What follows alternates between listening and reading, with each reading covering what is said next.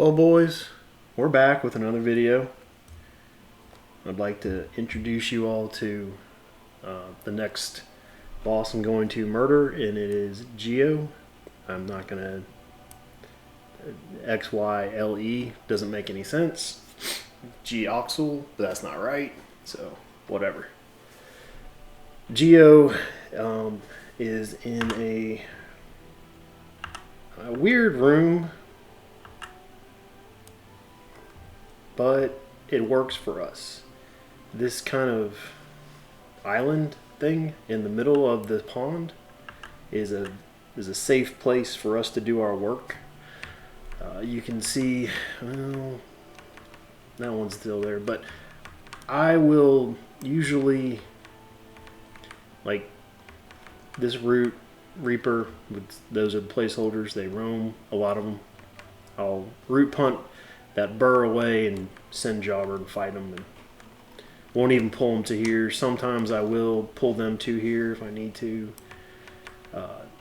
So this is a static one with that burr back there. And so what I'll do is root punt that burr up there just to give myself room.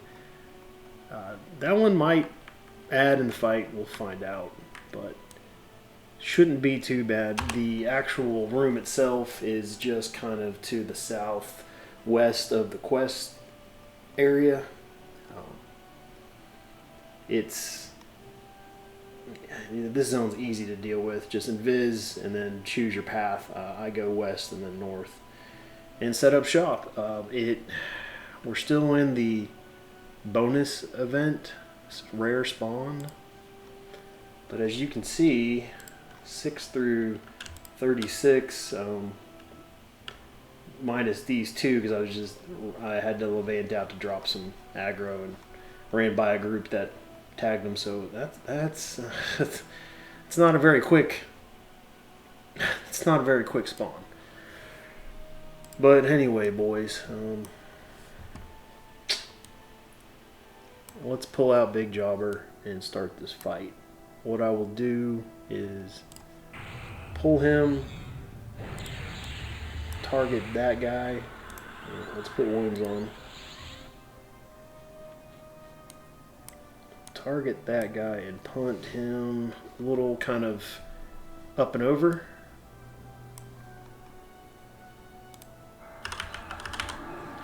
And that takes care of that. Just have possibly that roamer. Let's see how close he gets. Yeah, shouldn't be an issue. So we will send Jobber and just lay on the dots and get this over with. So 2, 6. Oh, that's cool animation. Wounds.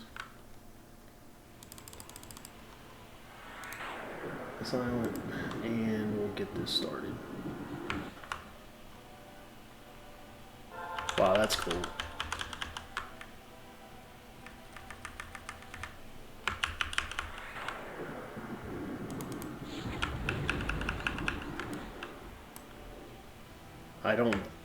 I think that's unique to this expansion. I don't know. I've forgotten more the 70 through 95 expansions than I care to. I mean, really, House of Thule was when I started playing solo, and that's kind of where I remember things, but maybe in like Underfoot or something, I don't know. But that's cool. That's a really good looking mob for a 9,000-year-old game. Just going through the motion, occasionally sending out skells, keeping everything on, and we'll get the blink soon. I should probably check. Yeah, I don't have intensity, which is not a problem. I think I'm at 240 like always. And so we'll burn a glyph. But guys, in my last video, which was the first video for Darklight, in the description I really kind of, I don't know what you want to say, just let my thoughts be known on the disappointment that I am feeling with this expansion. They really dropped the ball on the last two zones are just, they're the same as any other tier 2 zone.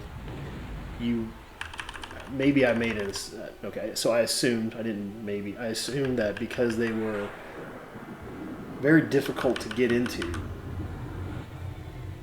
that they'd be special, they'd be unique. But, you know, this I'm gonna say this mistake of not providing any mechanics for any of the bosses is just, it's really disappointing. We'll see if we get an ad here.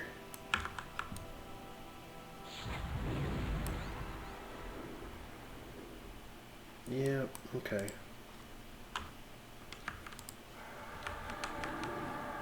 No big deal. Just gonna lower my DPS. Not having any mechanics in any of these bosses really just makes them feel like a trash mob. You know, and we just, I don't know, guys. I just expect more sometimes out of this. So boys, you want to, I don't know, see my thoughts, read the description on that chromatic widow spider. It's just, man, you'd think the end of the expansion, at the end of a level block, you know, this is it. This is, we're done, you know, until we, next December and the race to 125. But man, I just expected more. We're dealing with very easy and simple bosses. The missions are, I mean, I can solo one of them. I can almost solo a second.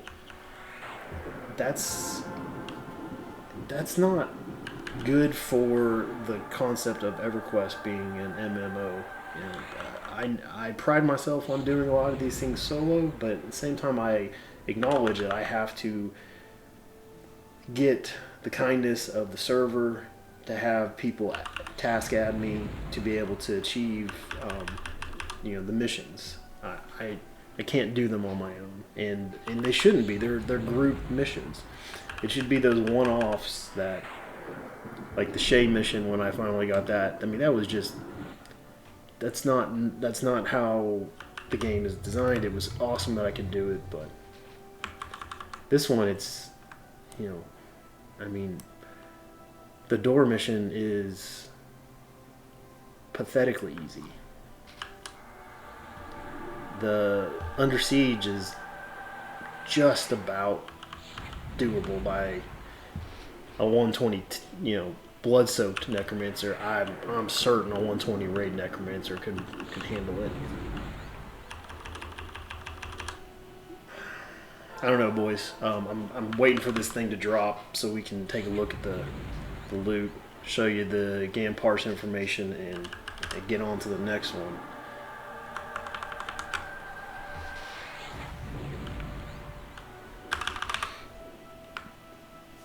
Okay.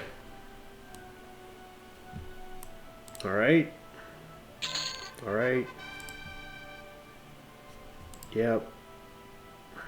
Okay. Tier 2. Yep, finally tier 2. Another, I'm going to assume these are bows. I put a post up in the EQ forums. I ran through my 1 month, from 12/1 to 12/31. I ran through the log. I put up the number of missions I ran, which was, I think it was 49 at the time, but then after I made the post, it was 50. And then the number of named kills I did, the bosses that I killed, and I've received 1 visible trade skill drop. And it ended up being a 1% drop. They've got to work on this. I have an insane amount of trade skill drops, not counting, and I've used quite a few. I mean, it's it's a joke.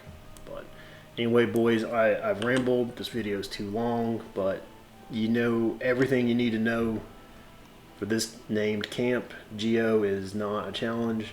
You just want to set up shop in the middle of the room. You want to root punt away the trash mobs, kill placeholder mobs, rinse and repeat. If you get bored, I don't know what to tell you because it's not worth going to another camp. You just want to keep clearing out root reapers over and over. This is probably the second best. If he had spawned as the roamer, you'll see, maybe it'll go. Yeah, when it roams down there, you don't even have to mess with that. You just send the pet. So anyway, boys, long video. Sorry about that. Any comment or questions on this camp, comment below. Send me a tell-in game. And that's it, boys. Looks like somebody showed up. I will see you all in the next video.